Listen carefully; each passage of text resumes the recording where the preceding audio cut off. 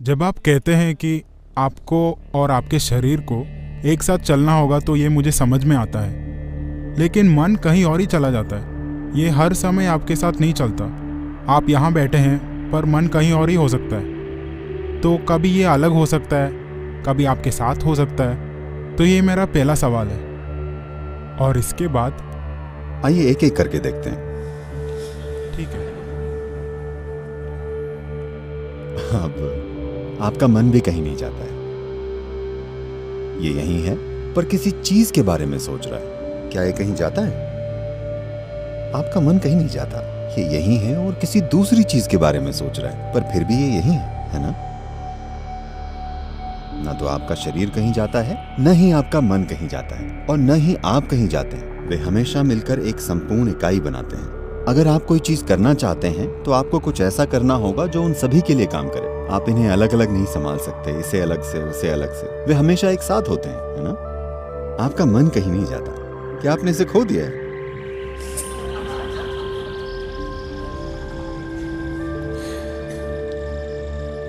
बात बस इतनी है कि आप अपने मन की कल्पनाओं से धोखा खा रहे हैं। ये यहीं बैठा है और कुछ कल्पना कर रहा है, ये कहीं नहीं जा रहा है।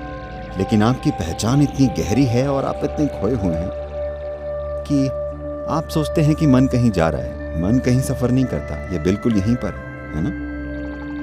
आपको ये समझने की जरूरत है।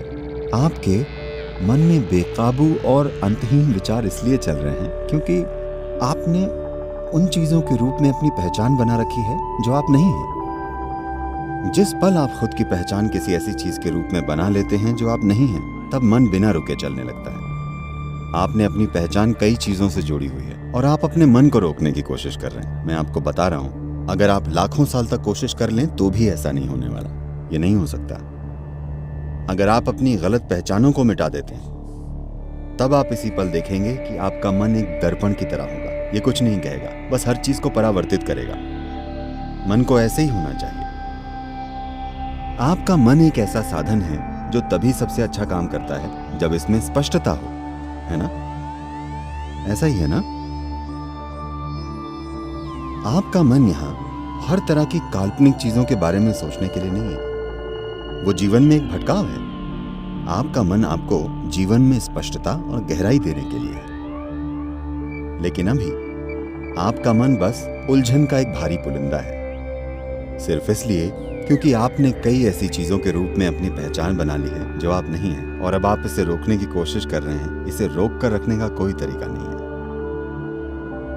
आपने बहुत बुरा खाना खाया और अब आपके पेट में गैस बन गई। आप उसे रोक नहीं सकते। आपने खराब खाना खाया है, नतीजा आ गया है। आपने गलती की कि कई चीजों के साथ अपनी पहचान जोड़ ली। अब ये लगातार चलता जा रहा है। आप इसे रोक नहीं सकते। इससे कोई फर्क नहीं पड़ता कि आप क्या करते हैं। आप भगवान के बारे में सोचिए, भगवान खुद आपको कई जगहों पर ले जाएंगे। अब आप यहाँ बैठे हैं और ध्यान करने की कोशिश कर रहे हैं, पर आप सोच रहे हैं कि अपने बार या रेस्टोरेंट या दोस्त या सिनेमा या किसी और चीज के बारे में। अब लोगों ने आपसे कहा भगवान के बारे में सोचो, सब ठीक हो जाएगा। अगर आप राम या कृष्ण के बारे में सोचते हैं तो आप पाएंगे आप राम के साथ सिनेमा जाएंगे। मन की प्रकृति ही ऐसी है। राम खुद आपको बार में ले जाएंगे, राम खुद आपको रेस्टोरेंट ले जाएंगे। आप इसे रोक नहीं सकते क्योंकि आपने खुद उन चीजों के रूप में अपनी पहचान बना रखी है जो आप नहीं हैं। कोई तरीका नहीं है इसे रोकने का। तो यहां जो किया जा रहा है वो आपके मन को काबू में करने के लिए नहीं है। ये उस बारे में जागरूकता लाने के लिए है कि आप क्या नहीं हैं। अभी सबसे पहले आपकी सबसे बुनियादी पहचान आपका शरीर है। आपने पहचान बना रखी है अपने शरीर, अपने कपड़े, अपने हेयर स्टाइल और अपनी दाढ़ी के रूप में भी, है ना? बहुत गहरी पहचान है ना? आपकी पत्नी, आपके बच्चे, आपका परिवार, आपकी शिक्षा, आपका धर्म, अनगिनत आधारों पर पहचान है। इन सभी पहचानों के साथ आप एक शांत मन चाहते हैं। ऐसी कोई चीज नहीं होती। यही कारण है कि हमने आपको शून्य नाम की एक आसान विधि दी है, जिसमें आप मन से थोड़ी दूरी पैदा करते हैं। एक बार जब दूरी बन जाती है तो अगर ये बकबक करने वाला मन भी हो तो भी फर्क नहीं पड़ेगा। आप मन से अलग रहेंगे। एक बार जब आप मन से अलग हो जाते हैं तो आप सारी पहचानों से भी अलग हो जाते हैं, Because it's the mind which manufactures identifications, isn't it? क्योंकि मन ही पहचान पैदा करता है ना? तो हर तरह की चीजें मत सोचिए, बस इस विधि को काम में लीजिए।